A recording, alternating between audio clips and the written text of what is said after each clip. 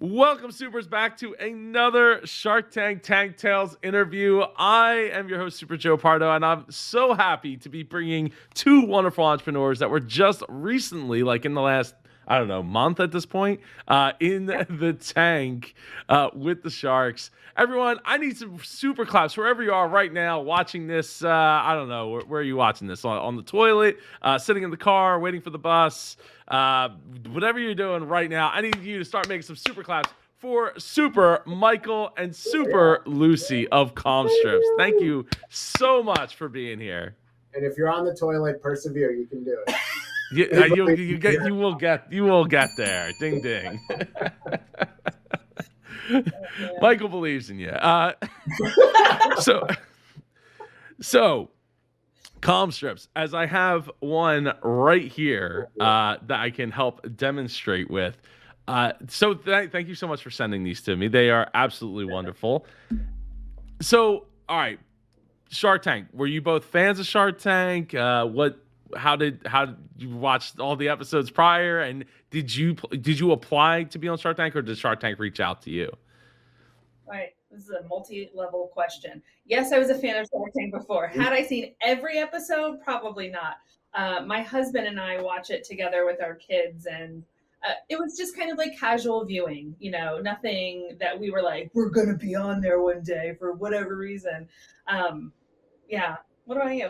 Yeah, I mean, I think I was always a fan of the show and kind of similar shows because I've always had kind of like an entrepreneurial spirit. Like I've always wanted to kind of start my own business, and I've had a few things that haven't worked. So it's always something I find interesting, and it's kind of makes it, especially like you said, like you watch it with your family. Like I watch it with my wife, and like it makes it kind of palatable, I guess, for people who aren't really super into business. Like you don't need to be like super into like, pivot tables to like enjoy an episode of Shark Tank because they'll kind of walk you through and give you the information. And then for us, like it was never, I don't think, a huge aspiration. It's not like we're starting this business so we can go on Shark Tank. Right. And, we're not allowed to give out super duper details, but yeah, I mean, we did not kind of actively apply for it. Like I remember I got an email from someone at the show who had seen one of our social media ads, and they were asking if we were interested in applying. And I initially thought it was like a spam message. Like I was like, they must have gotten us confused with another company or something. And like, we just kind of leaned in and like. It's almost like trying to spam the spammer. How long can we keep them on the phone? We were just like, sure, we'll go. We'll keep going. Yeah. We'll keep going. And that's basically how it went. And we were just like, cool, they want this. Then it was forms, actually, we realized it was actually Shark Tank. And they're like, and it was like, we're going to fly you out on these days. And we're like, okay, we'll see if that, like, and we just kind of kept going and going and going. And eventually it just happened. So it was kind of lucky, I guess, on one regard, but then also just a ton of work on the other. Yeah. Well, obviously it is a ton of work, all around. So once it was like, okay, this sounds like this could actually happen, and it's not just a scammer, scammer being scamming. It's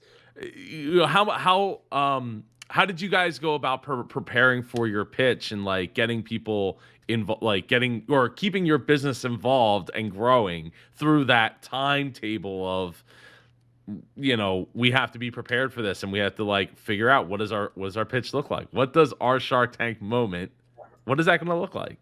That was probably the hardest part, I think, was building that pitch. And we went through probably at least 74 different iterations of what that first like minute's going to look like. And from what we started with to what you saw, nothing alike, which is fine, because I think the hardest part of that is you have 60 seconds. Let's just, ballpark it to get to hook 5 sharks and America, really, right? We want everybody to know what we do, and to get the biggest key features of the product and of the business really into everybody's ears. And that was our hardest part, because I don't know if you know this, but we are talkers, and so 60 seconds is not a lot of time.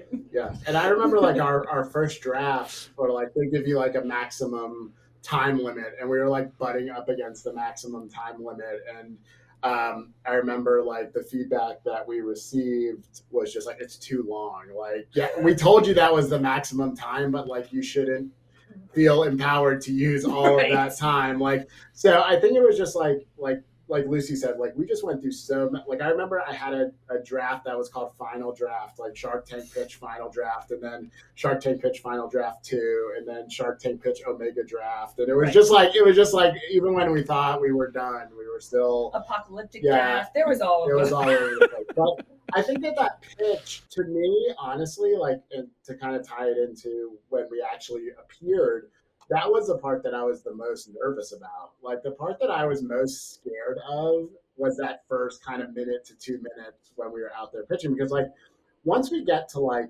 Lucy's done improv and I've done stand-up comedy before, so I felt like once it became like they're throwing questions at us and we can kind of think on our feet, like that's where we're good. What I was worried about was like, I'm going to forget a line, or I'm not going to remember like what I'm doing. And then if you watch on the episode, like we're actually like kind of narrating an animation video that one of our employees did about the product. So it's like important that it's like exactly timed out right. And so it was like, just, that was the part that really got me. And I think like once we got past that, I felt like we were going to be okay. Yeah. Well, I mean, that's, well, obviously we were supposed to start back at like 2:15. We didn't start till after 2:30, just because talking and getting to know each other and stuff. So, but that, I mean that's I know that's a real problem on my end as well. That that okay. Generally speaking, when you're on the floor, you have 45 minutes to maybe an hour and a half, depending on how the conference. I've heard as high as 2 hours plus from certain people end up having that level of time, and time can get away from you. I mean, I actually would be probably nervous about that, right? Like, because we know what we're going to say. I have that part down.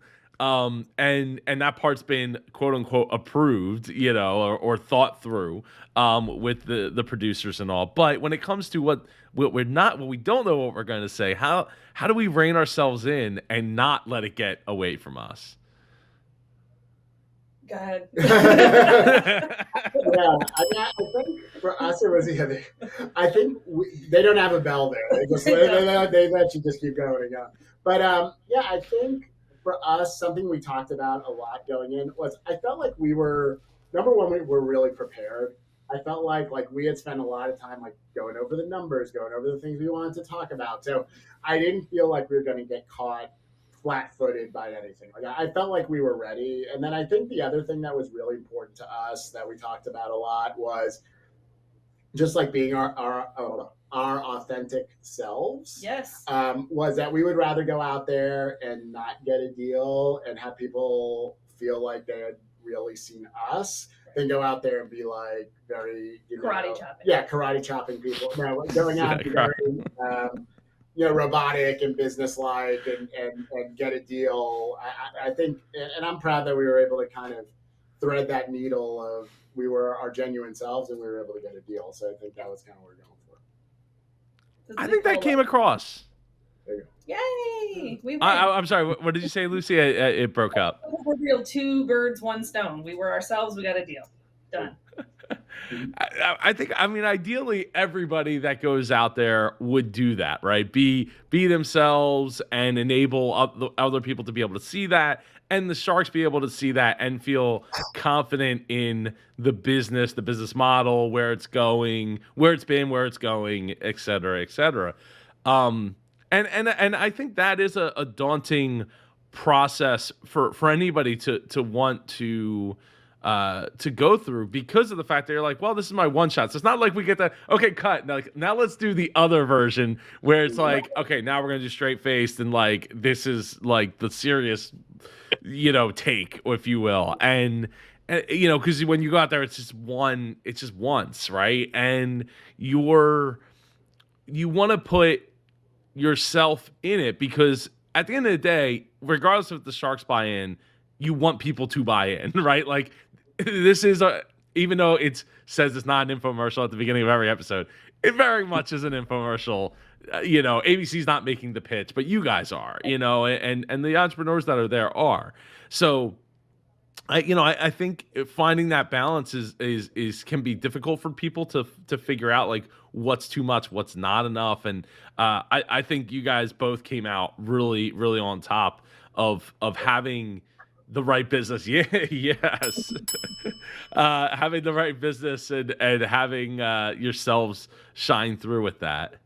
Awesome. Well, thank you. Well, and I think it kind of goes back to what you said earlier about, like, part of, like, I guess our strategy going into it, or like our mindset going into it, was like, it was really important to me that we get a deal. Like, even if it wasn't a great deal, because, like, my belief about kind of the show in general, like, and this is from being a fan of it and being on it and having watched it, is that, I mean, the show is called Shark Tank. It's not called Entrepreneur Tank. And so we're there, but, like, in my mind, like, the stars of the show are the sharks. And, like, so my feeling is, if somebody gets a deal, the way, like, you talked about editing, like, we were out there for almost an hour and our segment was like less than 10 minutes. So, like, my mindset is, like, if we get a deal, the way they edit it is to make the shark look smart. Like, look, they made a deal. Look at what a good deal they made, and how sharp they were in doing that. And so, like, my feeling was, if you don't get a deal, then they can kind of, not that they're being malicious, but Right. that it's editing it in such a way. It could make for good TV. Right, to could make edit for us good TV to into edit us in a weird way place, that yeah. it's, oh, the shark was smart for not giving them a deal. Right. And so I think, like, that was something that was really, like, on my mind going Strategy. into it. Strategy. I mean, I like, hate that to was say kind today, of our, but- yeah, I mean, there is a strategy that is involved. And that was kind of our strategy going in. So, and honestly, like, when we were going in, like, we wanted Robert O'Lory. Right. We're allowed to. That was kind of our goal going in. And so the fact that we were able to get one of those two. I mean, technically, they both gave us deals. They both gave us offers. Yeah. That's what it is, yes. Yeah. So I think it was something that we ended up being really happy about. But we definitely went in with the mindset of, I know some people look at it and they go, well, like you said, like, this is just an infomercial. Like, I don't care if I get a deal or not. I've already done whatever. I'm just here for the exposure. But I think we were really there, to talk about our business, but also, like, we really wanted the deal, both for the exposure, but also, like, the expertise. I mean, when we say we're a small team, I mean, we could introduce you. We can introduce you. We're all here right now. We do, like, all our own fulfillment. There's 8 of us in this little slow internet office park in Newport, Virginia. Yeah. So, I think that was an important piece of it for us as well.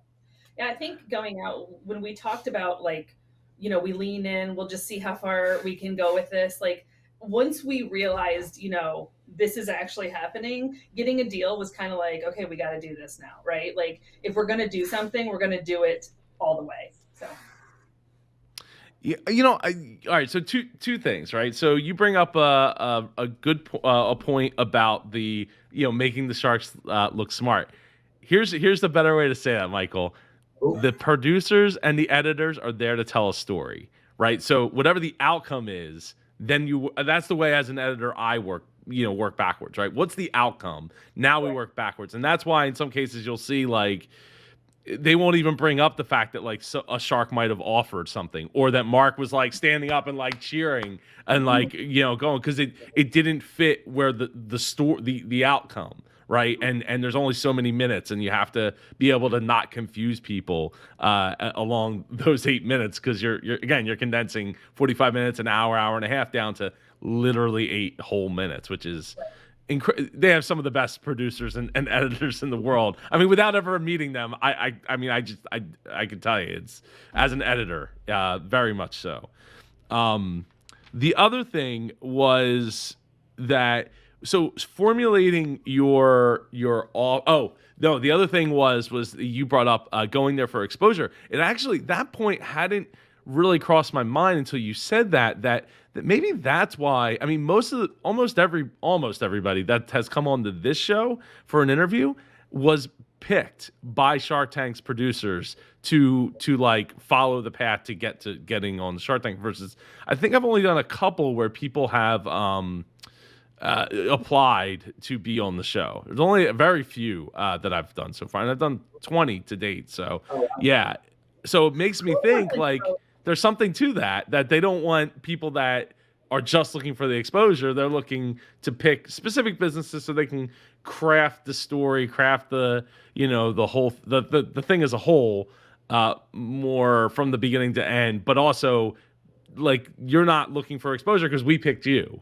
Right. I mean, maybe you are in the process. Everybody is, but not to. That's the reason I'm here. Interesting. I would want to know what the ratio, and this is just for my own, edification. Like, what's the ratio now of how many people apply and get on versus how many people are sought out by producers and get on? That's just, Joe. If you figure that out, you let me know. Okay? Well, I have a little bit of insight into that. So just they have 150 people or businesses that they bring on each season, which is probably there's probably a little bit more than that. Probably if I had to guess, like 160, maybe 170, just because they're cutting down to so many episodes. They don't air every single pitch, and things of that nature, right? So when you think about that, and then you say, well, they say like 30 to 40,000, entrepreneurs, businesses apply to be on the show each year. I mean, I tend to think it's probably, I would probably say it's probably less than 50. It's probably less than a third are applying, like applied people. Yeah. If I had to guess, and again, this is a very small sample size based on the people that have chosen to come on the show, like literally sometimes days after they've aired. So I don't know for sure, but I would say it's probably 2/3 picked. But you know what? Speculate away because it sounds great. Yeah. Yeah. Right. Well, thank you. So speaking of speculation, $250,000 for 10%. How did we come to that valuation? Going into the tank with it, Michael. I just so I will say is like. My feeling going in, and this is kind of goes back to the strategy piece of it, was like I feel like the one thing that like pisses the sharks off more than anything else is when you go for too high a valuation. Like I feel like that gets you kind of in trouble right from the bat. And so I felt like we were in a position where, we had a good product, had good margins. It was, we'd run the business effectively. We were profitable in our first year. And so like, we literally did like 1x our revenue for the calendar year that we like 2021, basically. Like we did, and my feeling was could we have asked for more? Probably. Like, should we have asked for more? Like maybe we would have ended up with a better, like if we had done like 10% for 500,000, like could we have been in a better negotiating position to start with? Yeah, but like I was going into it with like this is realistic for where we are as a business. Like I do understand there's variability, and I was like, let's just go with something that we feel like is totally reasonable, that we think they're going to look at and go, okay. And that's where we were. And I think that if I had to go do it again, I would have done it the exact same way. I don't think we were greedy, but I also don't think that we were asking for too little either. Like I think 1x your annual revenue for a new business that is on a growth trajectory, I feel like is a fair valuation, early on. Yeah, I feel like if you had gone in, at 500,000, like somebody's got to be. That's a big commitment, right? That somebody's commit. I mean, 250,000 is a lot of money too, but the odds of you getting 500,000 anywhere close to 10% at that point is significantly lower, just from experience watching the show and understanding and all that. Like, and the business might be worth that, right? Like that's. But that doesn't mean that that's what they're willing to pay in the moment. So I generally think, I think going in for, unless you have a very specific reason to ask for $500,000, like we need this tooling, we need, we have very, we need to roll out and do this operation. We need this many trucks. We need this many people to be able to scale this, like to add lighter fluid and let it go a lot faster. I tend to think like shying away from the 500, more in the 200 to 300,000 range. Percentage can play, a big part too. But but again, the level of commitment has got to be Yeah. that much higher when you're talking about $500,000. Yes. Strategy.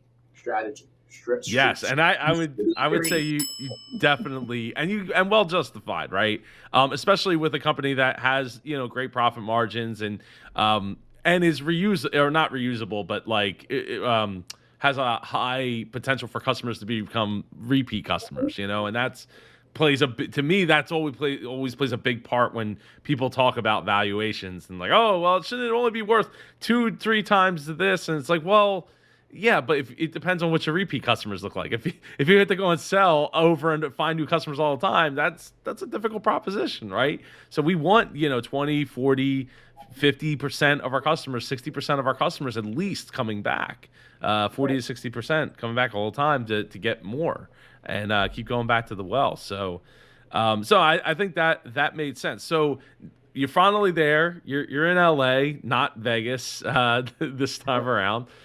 And how are you guys feeling about the pitch? How are you feeling about are you nervous? How are you keeping the business running remotely and all that? Especially because you're all in the same building right now. I know, right? Joe, we work for a company that deals with anxiety, so to say we were nervous is like tiny. We were so nervous, but we also were, like Michael said earlier, we were confident in our business. We knew our numbers. We'd worked on remembering them a lot.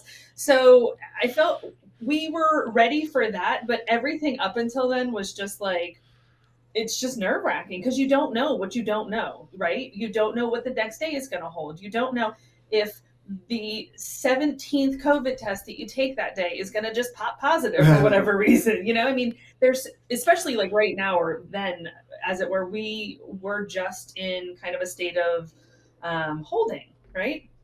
And Michael and I joke that it literally could have been anywhere in the world because we literally saw outside maybe a grand total of 20 minutes, right? It's hotel to shuttle to trailer to stage, so it was very go. But also, honestly, had it been any more relaxed, I think we would have been that much more nervous. So I'm kind of glad they just occupied us. It's almost like, like when you're a kid and you're getting ready for an exam or whatever, mm-hmm. Like at some point you just kind of hit the point where it's like, let's just do it. Like there's only so much studying, only so much prep you can do. And it was like, okay, like they call it like what, the Super Bowl of business or whatever. It's like at some point you're just like, let's play the game. Like, let's go out there, let's do it. And we'll let the chips fall. That's what they call Shark Tank, the Super Bowl of business? I've heard it called that before. I don't know. I've never heard that called. I like that though.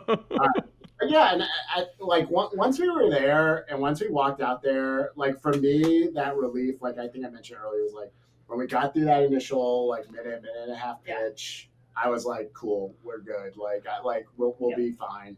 And but yeah, the lead up, like once we were there, Lucy didn't mention this, but you're a very excellent flyer.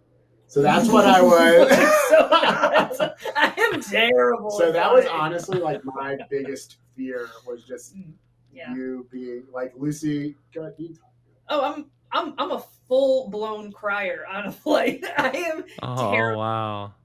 But I'm actually much better. We did a show recently in Atlanta, and the funniest thing is when I get off the plane in the airport, nobody can touch me. I'm like, what? I was in an airplane. Not that everybody in that airport wasn't just on an airplane, but I feel like I just conquered the whole world. I'm a terrible flyer. That was my biggest worry was just is Lucy going to be okay to get to the stage. But once our flight landed, like it was, my mindset was just like let's do it and like let's make it happen. And actually, right by the hotel we stayed at, there was a barbecue place we went for dinner that was called Lucy's, and so we felt like that was a good sign as well. And it was like. But yeah, we just hit this point where we're like, cool, let's do it. And that was kind of our, like, once we got there, we felt like we had spent so much time preparing and studying and getting ready and strategizing and all that kind of stuff. That was like, all right, let's just do it. And what's going to happen is going to happen at this point. And that's a word now, strategizing. Yeah. So you're in there, and how how, you said after you got through the minute and a half pitch, what how did you feel that it was going for you out of the gate, like after you got through the pitch, like how walk me through some of the thoughts and feelings of because when you say when you call it the Super Bowl is a the word carnage comes to mind, but it it is a violent sport, and this is it can go very violent very quickly. These are great questions, Joe. Oh, So gee, at one thanks. point, and this is in the pitch, like you can see this on the show. Was it Damon John Yeah. said, "I don't get it," and it's disheartening to hear that, right? Because not because I want a deal with every single person. It's disheartening because there are so many people that live with anxiety, and this is a really helpful tool. So for somebody to just be like, I don't get it, like it was a little dismissive, and honestly, that kind of hurt my feelings, and I didn't expect my feelings to get hurt so easily. Not that day, but that's okay. So that was one thing that I was kind of like, okay. But like Michael said, like we both are a little bit quippy. So I think we both just had to rein in our faces and not be like, that's okay. We were able to do that. But yeah, there was so much going on. Yeah, I think that like the initial, like that first 5 or 10 minutes, like I think you mentioned like Damon John, and that made it on air. Right. But I felt like there was also a couple times like he went out, like Mark Cuban, who I'm a fan of the show. Like our type of product, Right. he almost never goes in for. Like I've watched him on numbers of episodes where it's like a similar kind of sensory anxiety type thing, and he almost always does the same thing.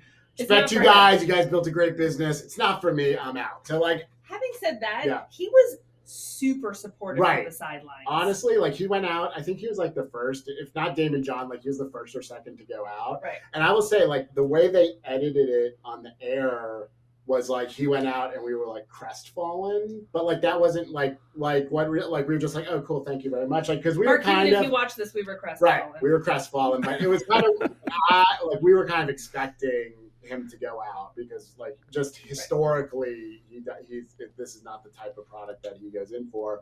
But I think that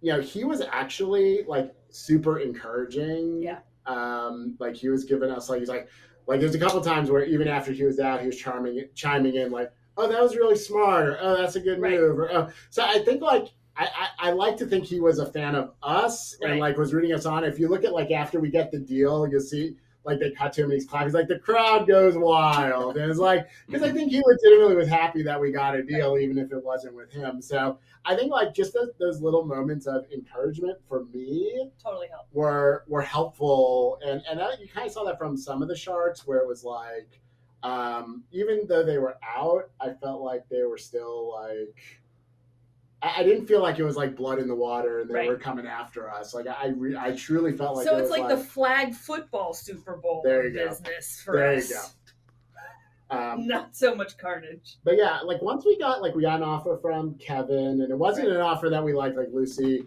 did her meme worthy. We're allergic to perpetuity, which we were. That was like our one deal rule going in was like we're not doing anything in perpetuity. Right. Like I just don't. I understand his. So this actually. I don't know if we can't say that. What didn't make it to air? Oh, okay. Then never mind. Sorry, Joe. It's okay. It's all right. But yeah. I think like that moment was really a good turning point for us because I thought it was, and they kind of framed it that way in the show because it was number one, it was funny, and number two, it kind of brought things back onto our comfort level where we could kind of. Speak about it. So and it gave Lori an easy out because she offered us the same deal. Right. It's fine. Whatever. So it's all good. So Robert ultimately, was who you made your deal with. Super Joe. So I mean, if I recall correctly, and I'm looking back at my notes that I take, I don't just twirl a pen for the sake of doing that. He wanted to make what was it, three times on his money, right? That he was investing. I mean, is that something that you prepared for like a royalty deal? I mean, obviously, in perpetuity, you're allergic to, so. But were we ready for 3 times over? I don't know. Honestly, it wasn't something that I had considered. And maybe that's naive of me. I'm sure it is, but yeah, honestly, like the fact that we walked out with still 100% of the business was kind of shocking in the best way. Like to still own 100% of our business is huge. So, yeah, maybe I walked in naive, but yeah, and I also feel like especially in the more recent seasons of Shark Tank, like I feel like the conception from the sharks of like how do I get my money back out of this has been a lot more prevalent. Like I feel like before it's like, cool, I'm investing in this business, and if the business is successful, I'm successful, and as I have an equity stake, but I feel like more and more you're seeing more and more. I feel like not just in our deal, but deals across the board that are like royalty based or kind of have a royalty element to them. Would you say they're more loan sharks? No, not at all. They're wonderful. No. I kid. They're absolutely fantastic. But I think it's like they're taking on a risk, in terms of investing in a business. And I think it's like, here's the thing, like it's like Lucy said, I think we walked in like saying we're going to give a percentage of our business. They're going to give us money for that. And so I look at it, we didn't do that, but we get to keep 100% of our business, right. and we can, I think it was kind of perfect because I think we have a really strong belief in this business, both in the short term and in the long term. Like we see this as a lot of opportunity for growth and that we're just kind of at the beginning of our journey. And I think they looked at it as like maybe like a flash in the pan, like this is like the new fidget spinner or whatever, and you'll be popular for a year. And so I got to get my money out of it. And so ultimately, I think there's a place there you go. It's a place for it. I've got no problem. I love fidget spinners. Fidget spinners. Do not disparage. They're not disparage. Yes, they're great. They're wonderful. There you go. All kinds of fidget cubes. They're great. But you would agree, though, Joe, that they are clunky and cumbersome. They're hard to carry with you wherever you go because they're kind of, you gotta carry them around. But I just have to work clunky and cumbersome into everything we do. But we kind of got what we wanted because we got to keep 100% of the business that we believe in. And they got, Robert, I feel like, and the Sharks were kind of, the deal that we took allows him to profit in the short run on, kind of, and in the long run in terms of like having a royalty deal and getting, we get the expertise and all the things that we're looking for. So I felt like it was a win-win. I really do. Like I know that I watched the episode where you were talking, you're like, ooh, that's a lot in terms of like the royalty deal. And it is, but I think it was, in my mind, like we traded that for being able to keep all of our equity. So it right. felt like an equitable arrangement to me at the end of the day. At the end of the day. Well, I mean, look, when you talk about the risk factor, I mean, we are still talking about $250,000. It's not like you came in and like, okay, we got this idea, like we kind of proved it a little bit, like we got a couple of sales, and it's $50,000. It's like, well, I spent $50,000 on a weekend, away or something, or on lunch in a week or something for my team. Like, we're talking about a pretty significant chunk of change and wanting to be able to protect that. Because in some of these cases, they don't know how long the business is going to sustain. It could be a flash in the pan, and flash in the pan still could be 3, 5, 10 years. I mean, look, this fidget spinner came for free when we got my daughter's vaccination shot. Oh, no. So free. You know, and I would agree that they are bulky, and I would not take them with me anywhere. But that's also like I got the pen, right? That's it's whatever I have on me, or if it's this right attached to the back of my phone or something to that to the laptop. So so I think that's awesome. So after you get done your pitch, you got your deal with Robert. You go to leave, and how are you feeling heading back? Back on that plane, to have to conquer. Feel like you won another Super Bowl. I mean, it's better living through chemistry. Let's be really honest. I slept through most of the plane trip home. But it's really cool. It's really cool leaving and knowing that everything that we've worked for culminated in, a really cool deal and hopefully an amazing partnership with Robert Herjavec. So, yeah, I think that we accomplished what we wanted to accomplish. Like, it definitely was a sense of pride. Is like, I remember talking to my brother about it, and I was telling him like kind of like what you said, Joe, which is like, yeah, we got a deal, and I'm happy with it, but maybe we could have done better or whatever. And he's like, man, you went on friggin' Shark Tank and got a deal. Like, you should not be beating yourself up in any way. And I think it's like kind of the mindset, like, man, right? We went out, we did our thing, we were on Shark Tank, and we got a deal.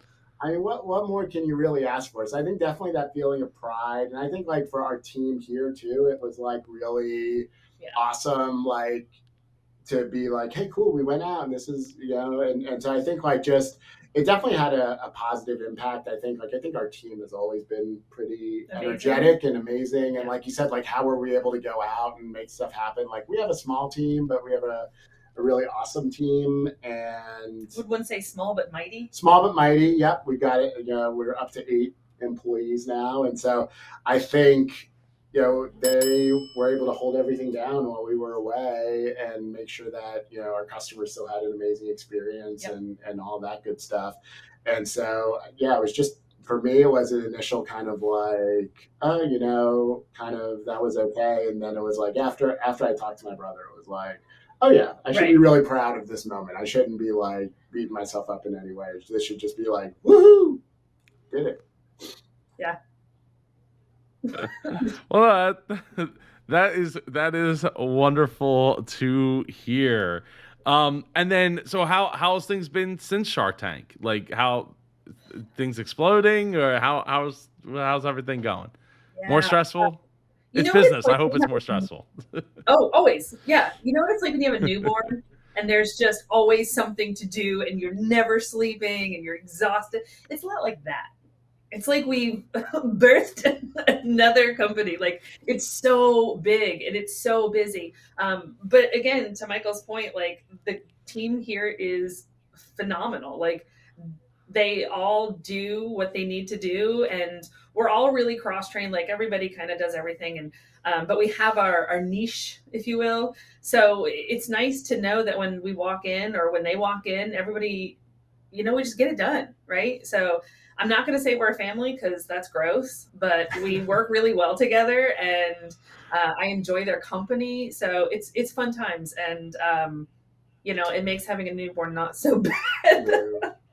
And I think it was definitely, I remember like we were going into like the Friday night that it was going to air, and we were like, here's about how many orders we think we're going to get, and we think it's going to be like, it will be all right, it'll be this menu, whatever. And I remember just like once it aired, it was just like, like the website just went nuts, and it was like beyond what I was expecting, but like, yeah, I mean, it's like the Shark Tank effect, of all these people who've never heard of you before, just finding out about you all at once. And so, like, we rolled up our sleeves, like, we worked some weekends and we put in some long hours because, like, we're still at the point now, and we take a lot of pride in this. Like, we do our own fulfillment out of, like, the office here. Like, we literally, like, if we were to walk, which we probably should given our slow internet performance at this moment, but if we were to walk kind of 50 feet in that direction, like see people like packing and shipping comm strips orders. Right. Like it's not happening from some third party fulfillment center. Like it's happening here. So like once we saw, we're like, all right, guys, like let's roll up our sleeves, let's do this. And we're thankfully in a spot now where we're kind of caught back up. Our ship times are back in a good spot. But yeah, it's just the tremendous work of everybody here. I think that makes that possible. So, Michael and Lucy, it has been an absolute pleasure to have both of you here. Please, before we go, give your last thoughts on what what you'd like to share with entrepreneurs as a whole, not just as Shark Tank aficionados. Now, please tell everyone where they can get comm strips from. All right, couple things. Commstrips.com. Go there first before anything else. Secondly, I guess for entrepreneurs, I know 100% that I speak for Michael and myself when I say imposter syndrome is the devil. Like, just don't listen to it. I know I suffer from it. I come in just about every day and I'm like, what am I doing? And I'll talk to my husband about it when I get home. And he's like, you're doing a great job. Things are good. But to have that little voice in your head that's like, you don't know what you're doing. Why are you doing this? Who's going to keep you on track? All that kind of stuff. Just don't listen to it. Just lean in, keep going. As long as you're not hemorrhaging money and hurting people, keep going. And yeah, there you go. I think for me, I would just say, I think it's, just keep moving forward. I think, take the valid feedback that people are giving you. Like we've learned so much from our customers and our team members and people we've talked to. And I think, but you still got to kind of sometimes have those blinders on and just keep moving forward and just keep pushing. Running your own business, it's not easy. Like it's never easy. Like we come from, like we talked about, like we worked at the Apple store before we came here, and that was very turnkey in a way. Like the jobs were established and you knew what you were doing every day, and there was a workflow and everything was structured. And then you come into this where it's like nothing is structured and you're kind of creating your day every day. So I would say like that is really hugely important, is just, not just believing in yourself, but also like, being able to kind of keep moving forward when you don't feel like it, or just kind of keep pushing forward.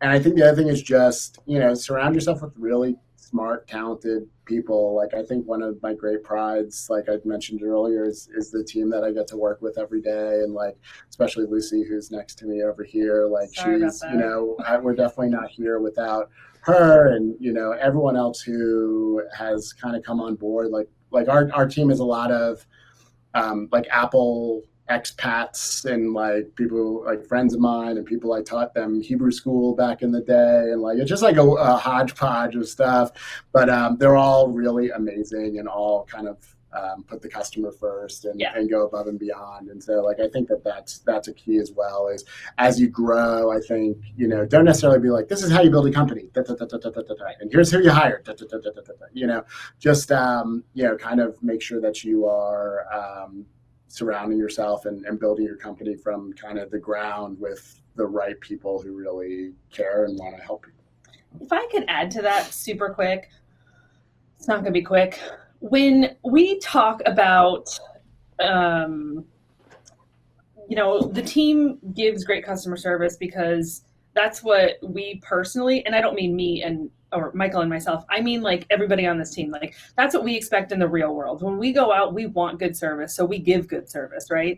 And I think the other thing is, as leaders or, people that started the company, I don't know, I don't like the word leader, but as people that say yes or no, it's not about, oh, you're sick. Like I've heard that in so many jobs that I've had. They're like, well, who's going to fill in for you? Well, and like, it's nothing like that. It's trusting and respecting the people that we work with to a degree that, I mean, we're all adults. If you need to take care of yourself, please take care of yourself, right? And we don't mean that, and we don't mean that with a side of, a sniper mark later or anything like that. Like that comes free of charge. Take care of yourself, and we respect you. So I just wanted to put that in there. Make it shorter because that was a lot of words for like 3 things. No, it's not at all. Well, hey, this is very much about you guys and what what you think and feel and what I think people need to hear. I think to start with the imposter syndrome, right? I know for myself, it's hard to take the pat on the back literally from anybody I know because I'm like, yeah, you're supposed to say that. Like, you're the family member, you're the wife, you're the somebody that is supposed to be important to me, and we're supposed to be supportive of each other, and that's great, and it is helpful. But as me being me, I know it's also like, yeah, I know, but you're supposed to be nice, like Yeah. that's what we do for each other, right? But it's like it's still self detrimenting in a way. And that is a very like I'm saying this because I want other people to hear like I know I'm not the only person that feels that way. I can't be the only person that feels that way. So, you're not alone if you do, and that imposter syndrome is super real. Look, I get it all the time in the comments. Like, who's this guy? Why is his head in the way of the video? What he's talking nonsense. It doesn't even make sense. And I'm just like, I appreciate you watching and commenting. You're helping me in ways you don't even understand Right. in a lot of ways, right? From an algorithm perspective as well Also, as I was going to say, just Gary would have something to say about that. You're putting stuff into things you don't even like. Go away. Just stop. Not you. yeah, them. well, yeah, no, well, absolutely, and I think. Oh, I'm sorry. Go ahead. I said, but then you're actually like, no, actually, don't go away. Keep watching. Just come. Yeah. Oh, and you know what? Here's the thing. So anybody that's watched this long into the video, it's been like I do tend to hide people's comments after especially when they're really rude. I'm just like, you know what? You're gone. Like you're shadow banned, right? So I after the new year, I said, you know what? Everybody's getting a second chance because it's been a year now. Like everybody's getting a second chance. It took, I think, all of 7 days before somebody came back up that I had already from like almost a year ago. They were at like towards the top of the list. I'm like, a year later, you're still watching my channel, still writing hateful. I never see their comments, so I don't know. I mean, obviously, I banned them again, but I'm like, that's so good to know. I appreciate you watching. Look, 50 Cent said it, right? Yeah, I'm sorry, what? I said they've got perseverance. Yeah. They ascribe to the famous saying, "Haters gonna hate." Hate. That's it. Well, I mean, 50 Cent said, "Let them hate, right, and watch the money pile up," and it does, and it literally has, and it's like, wow, that's awesome. I don't know if you're into Kanye, but Kanye said, "It's like 50 told me, go ahead and switch the style up. And if they hate, let them hate, and watch the money pile up." So that's it. Yeah, 100%. Well, no, 100%, 100%, right? Well, I mean, because 50 Cent said that in, I forget which song. I guess it was in the club, probably, but he did say that like first. So but yes, that is a classic line from Kanyeism, which I absolutely appreciate. So yeah. So and then I always say like always be learning, right? And to your point, Michael, like if we're not learning, we're not growing. If we're not growing, then we're dying, right? Like that's the life cycle of things. That's how it goes. So it's always important to be like you guys said, surrounding yourselves with the right people. That can go so much further than having the person with the right degree or I mean, sometimes you need that person in the moment. But I mean, look, Steve Jobs, I mean, as a bunch of Apple people, Steve Jobs made that mistake, right? You want to sell sugar water for the rest of your life, and that person's literally the person that walked him out the door later on down in his career. So always be learning from those experiences of others, and that's why we're here. That's why we do, why I do the show, and that's why we do these interviews, and that's why I do the coaching and consulting and all the things that I do, because I want people to learn from the experience of what I've been able to learn and what I've been able to learn from other people and other people's stories. So, thank you both so much for taking the time today. Hopefully the video ends up being. There was a bunch of internet problems, right? But hopefully all those got smoothed out with the local recording. So if you've enjoyed this video, make sure that you go check out one of these two videos right here. We'll see you in one of those next videos. Take care and go be super.